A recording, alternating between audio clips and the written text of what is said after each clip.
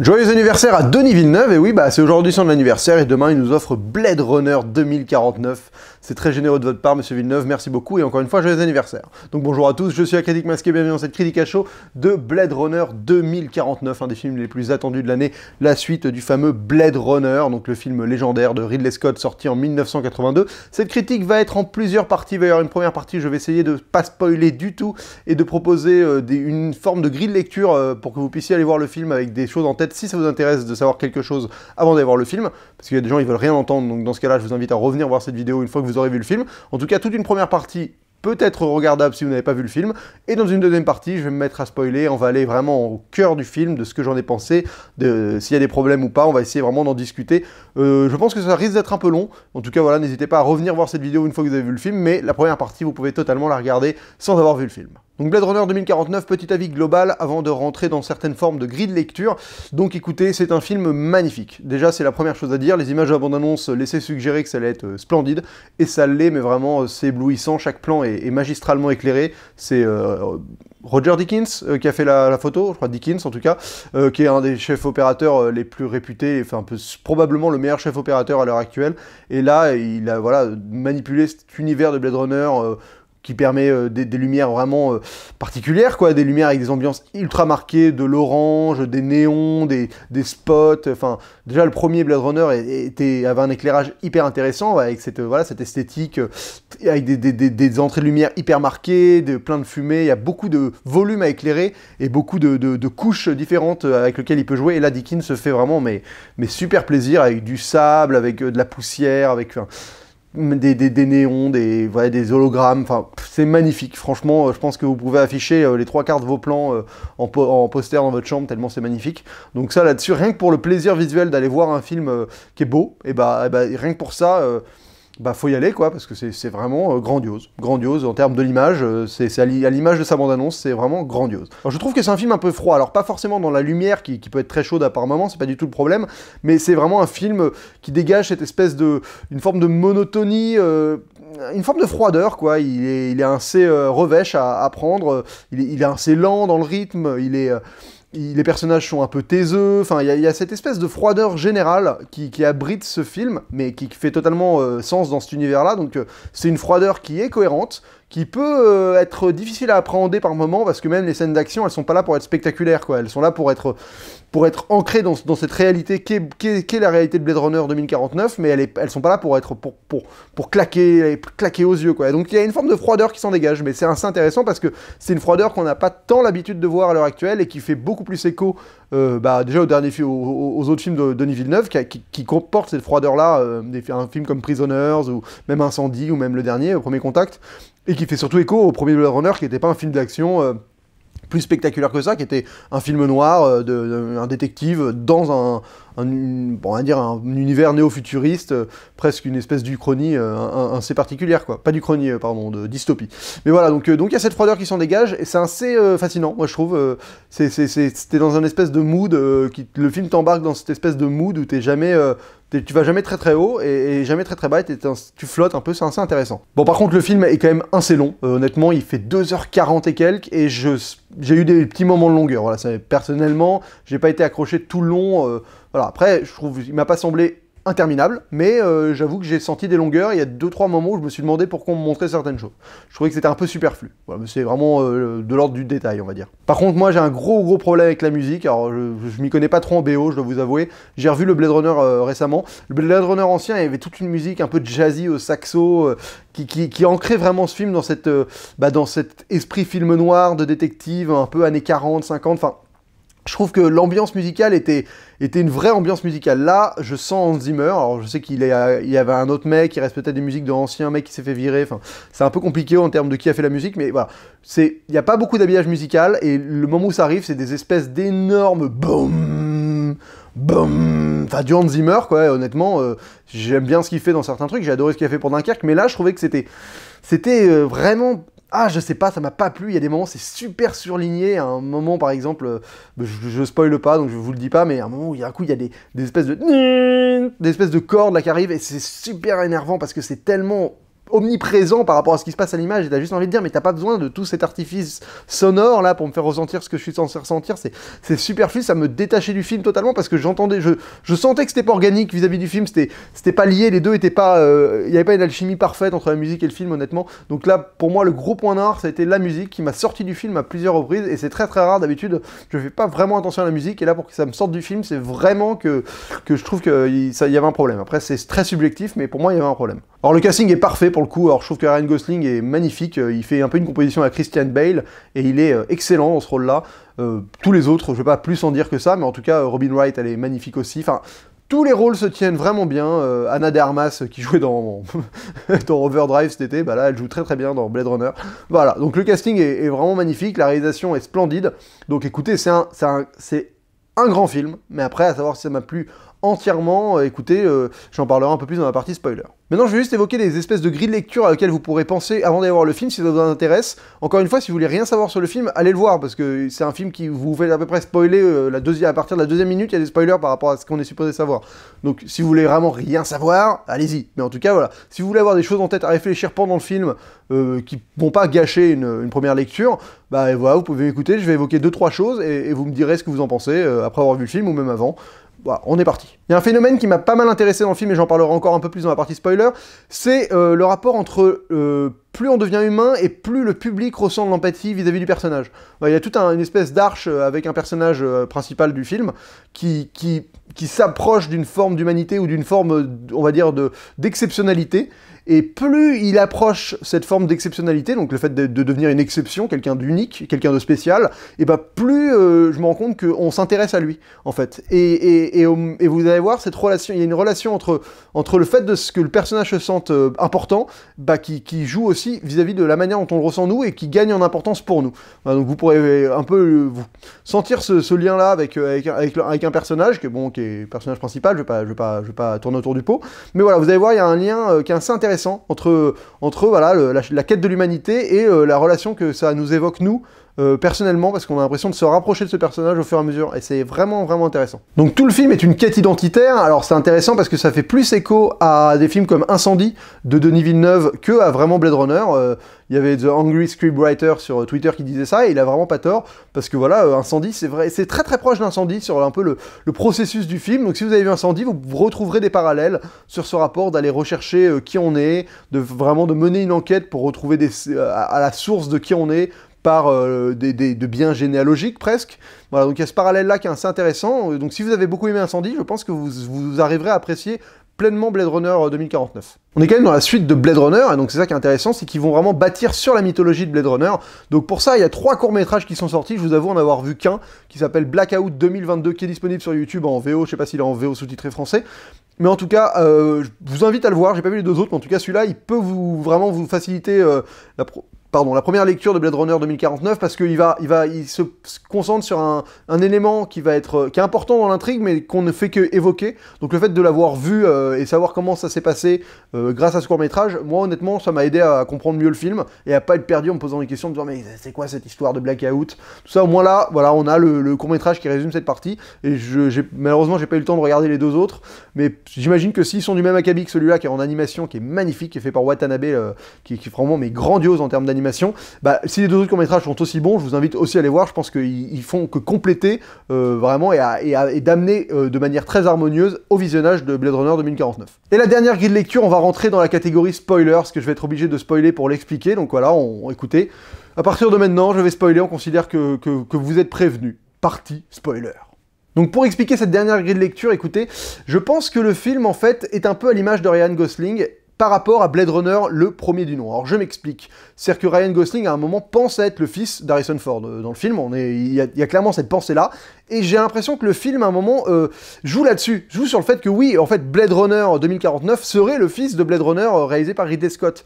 Mais ce que nous apprend à la fin du film et tout ça, c'est qu'en fait, non, il y a cru, et qu'en fait le fils, le vrai fils de Blade Runner et donc d'Harrison Ford, enfin vous voyez le parallèle que je fais, c'est en fait ce qu'a engendré juste globalement Blade Runner, tous les films de SF qu'a engendré Blade Runner, des films comme Le Fils de l'Homme, qui est clairement d'ailleurs, qui a beaucoup de parallèles à être tirés avec justement celui-là, tout le rapport avec l'enfant béni, enfin l'espèce d'élu quoi, d'enfant qu'on attend, le prodige comme ça.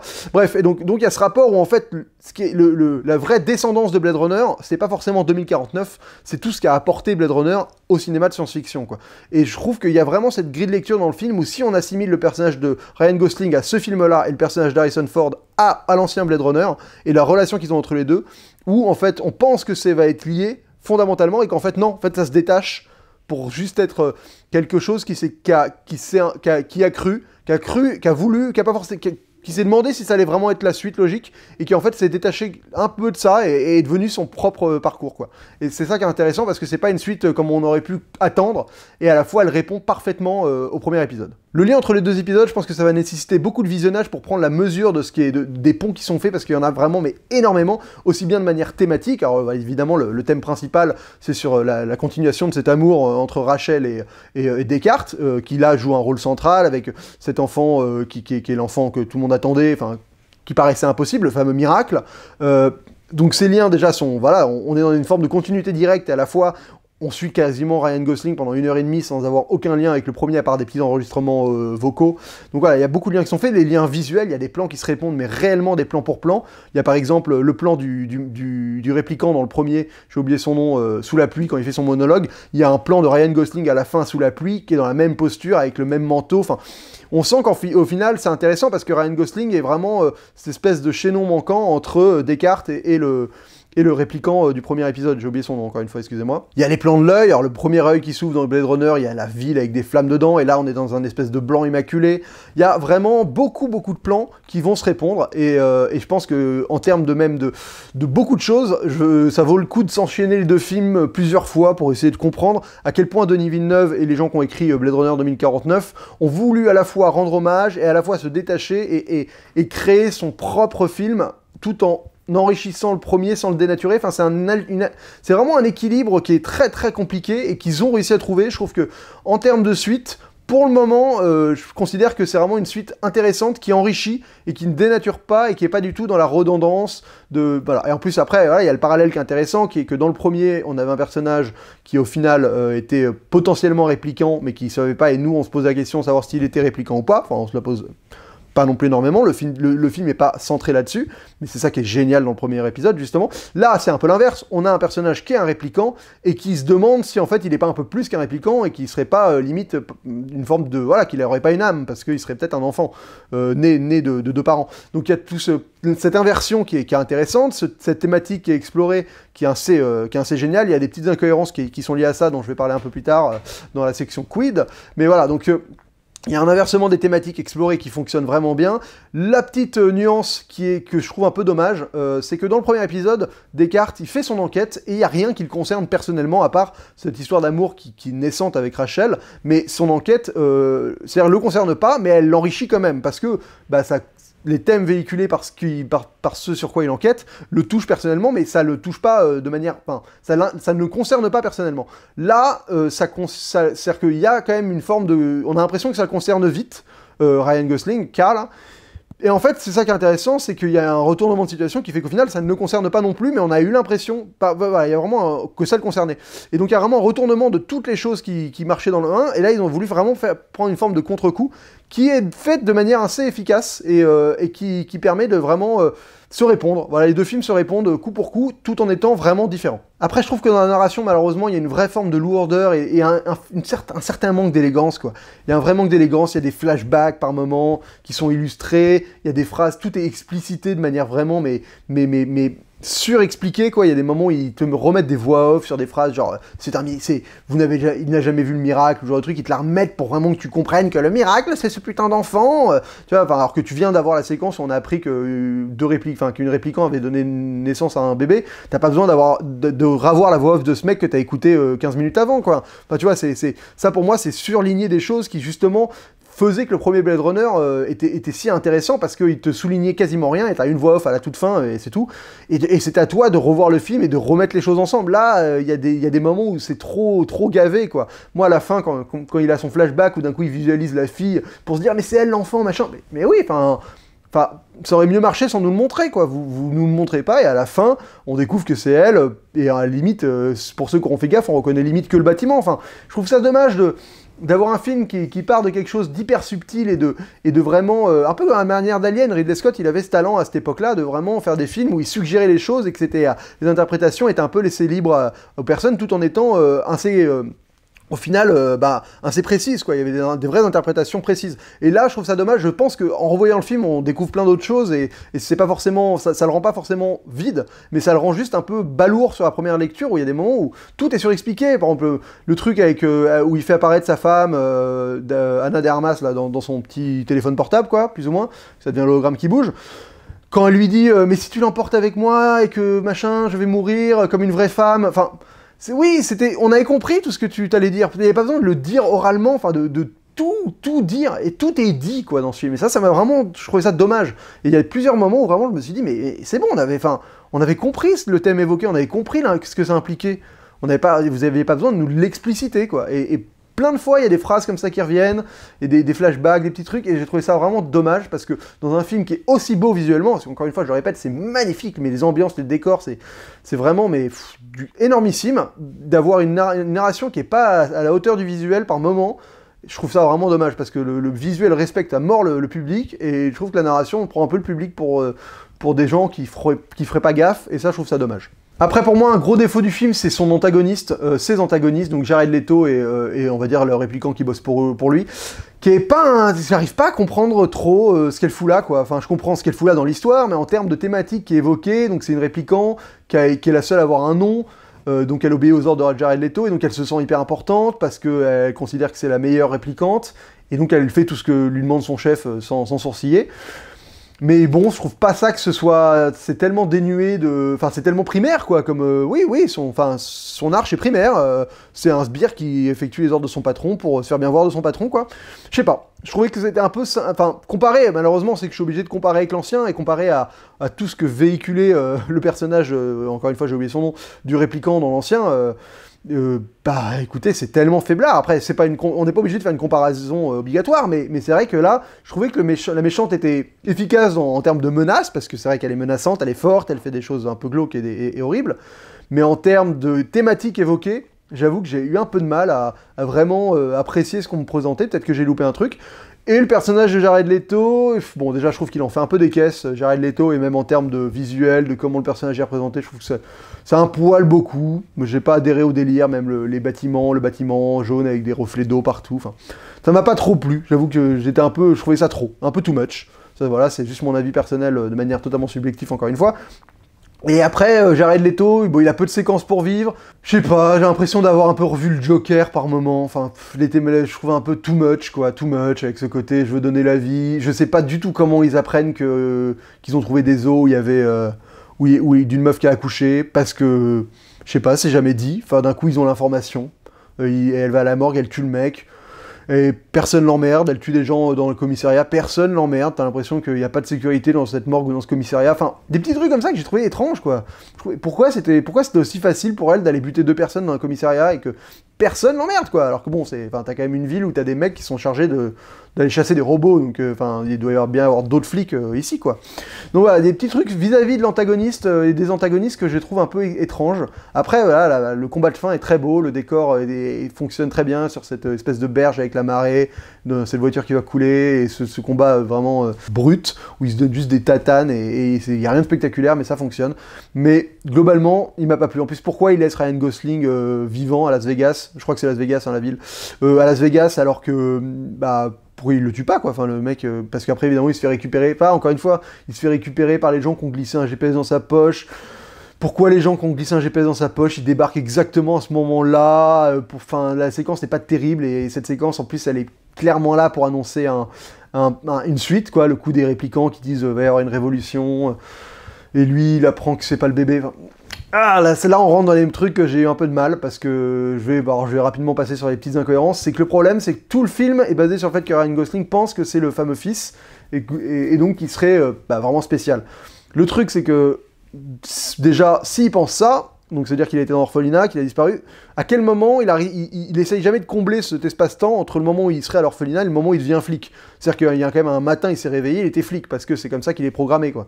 Donc il s'est jamais essayé de combler, et comment tu combles ce truc, où d'un coup tu te réveilles, t'es flic, et t'as plus aucun souvenir que t'étais dans l'orphelinat avant. Bon, il se pose jamais la question, le truc c'est que vu que c'est un répliquant de base, Ryan Gosling, au final, il doit avoir son tatouage sous les yeux. Et on l'évoque jamais. Il vérifie jamais s'il a son tatouage, son code barre sous les yeux, là.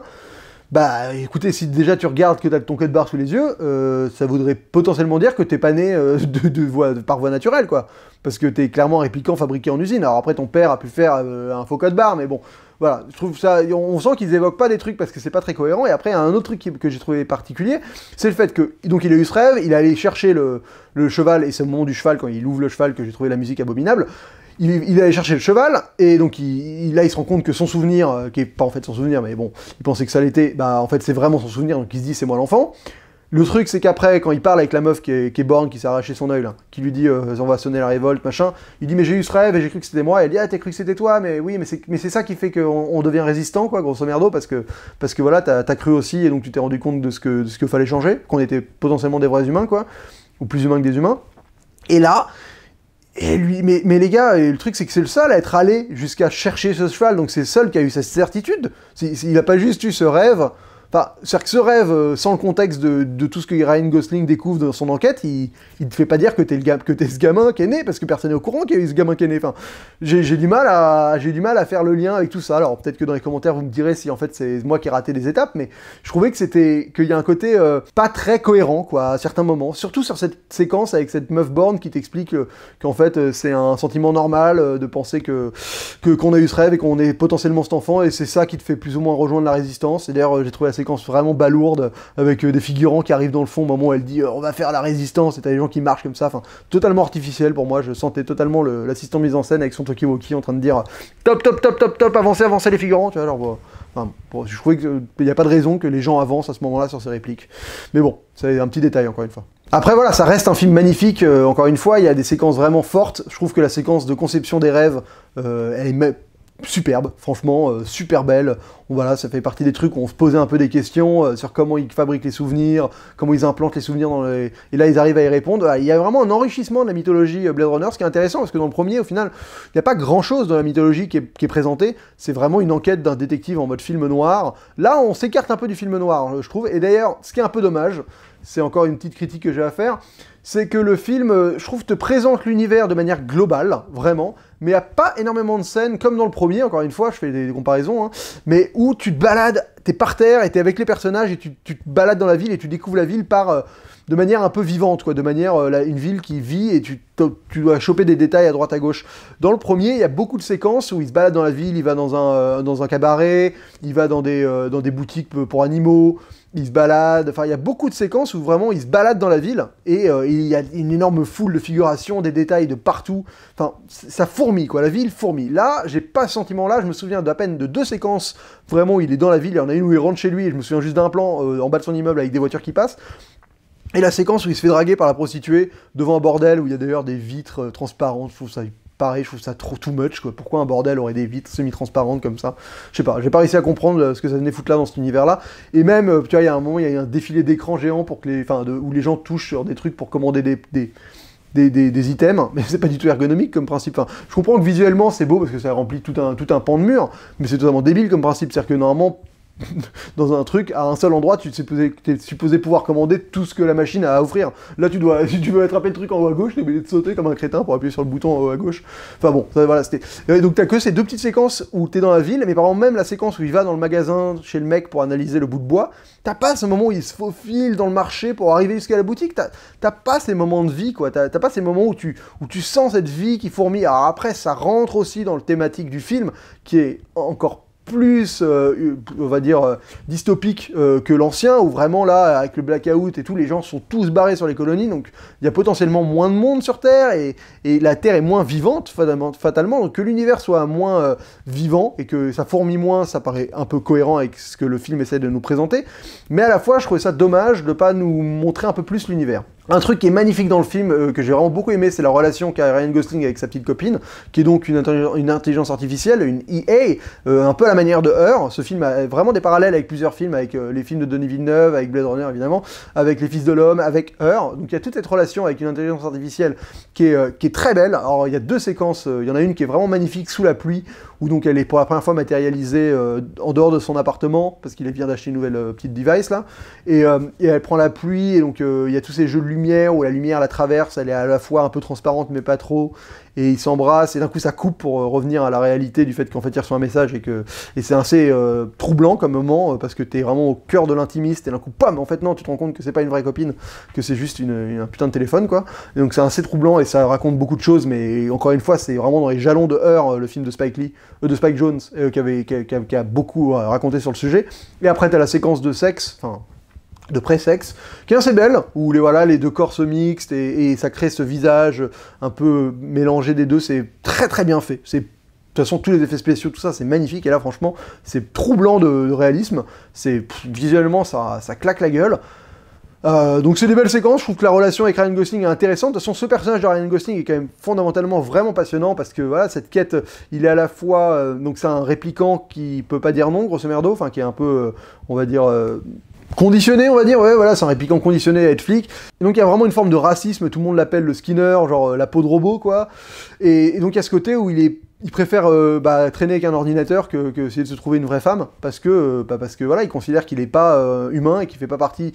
Il s'auto-exclut parce qu'on l'exclut. Enfin, ce rapport à l'esclavage qu'il y avait dans le premier revient un peu, mais il y a surtout ce rapport à l'exclusion, au racisme, qui est assez bien véhiculé dans toute la première partie du film. Et cette relation donc il a avec son espèce d'ordinateur est intéressante parce que ça raconte vraiment des trucs sur ce personnage qui se préfère. Parce qu'une IA, ce qui est intéressant, c'est que ça te nourrit de toi-même, en fait, une IA, parce que c'est toi qui l'enrichis, quoi.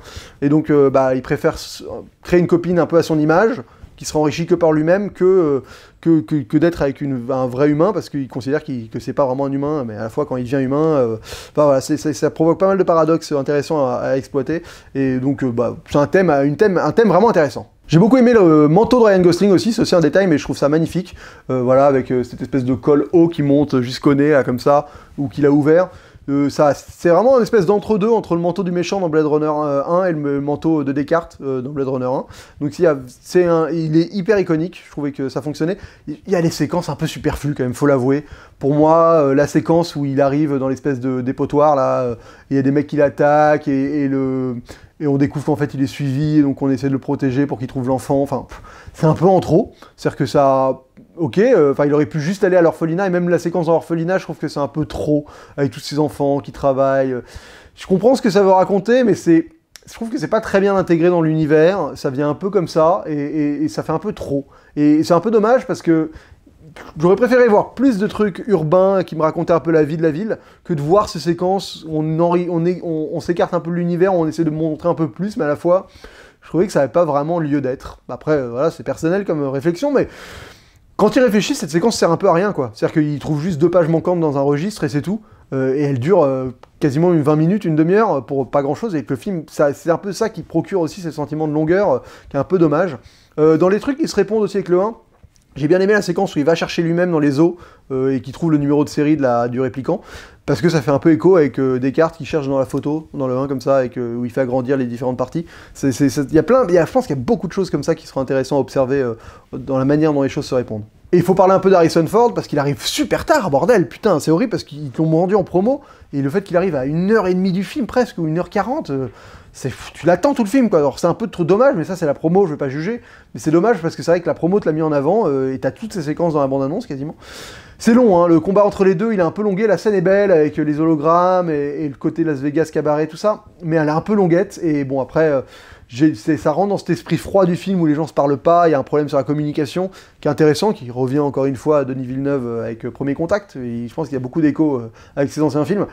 Et Harrison Ford, c'est intéressant parce que d'un coup, direct, il est là, il incarne, hein, il impose direct une forme d'humour hyper en décalage, mais à la fois qui dérange pas du tout, quand il nourrit son chien whisky, quand il sort sa phrase sur le fromage, enfin, il incarne directement Harrison Ford, Descartes, enfin, pomme, je trouve qu'il en impose tout de suite, quoi. Et après, c'est bien parce que ce que j'ai expliqué un peu au début avec le côté plus Ryan Gosling pense être l'enfant prodige, quoi, plus moi je me suis intéressé à lui, et le moment où on découvre que ça l'est plus, je me suis totalement désintéressé du personnage, et c'est ça que j'ai trouvé fascinant dans le film, c'est qu'il y a vraiment ce rapport, et je pense que c'est incrusté dans la mise en scène, où il arrive à nous faire comprendre que en fait, l'empathie vient du fait qu'on se sente importante aussi, enfin, que l'empathie est liée à ce que le personnage ressent sur lui-même, et ce qui se pense important ou pas. Et plus le personnage se pense important, plus on a de l'empathie pour lui, au moment où d'un coup il découvre qu'en fait c'est juste un répliquant lambda, quoi,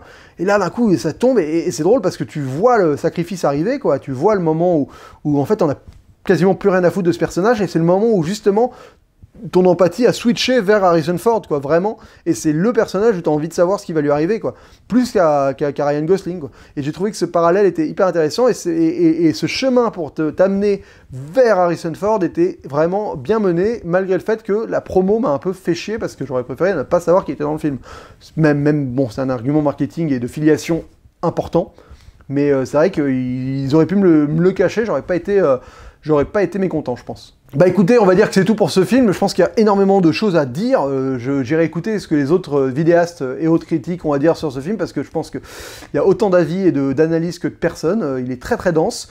J'ai pas pris mon panard devant, genre en mode waouh, c'est génial, je prends mon kiff, parce que c'est pas un film qui est jouissif, c'est pas un film qui est là pour ça. Je pense que c'est un film qui est un peu comme un bon vin, qui se laisse décanter un peu, qu'il faut apprécier plusieurs fois. Enfin, il y a vraiment une forme de noblesse, une forme il n'est pas si accessible que ça, je pense qu'il se mérite un peu.